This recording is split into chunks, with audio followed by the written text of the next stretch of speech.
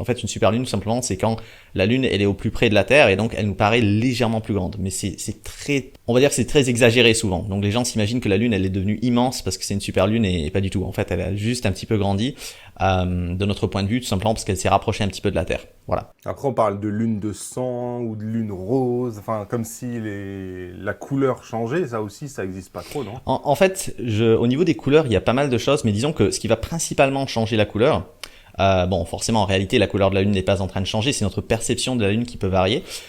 En fait, quand la Lune va être basse, donc quand elle est au ras de l'horizon, elle va devenir très orange, tout comme le Soleil, par exemple, qui se couche ou se lève.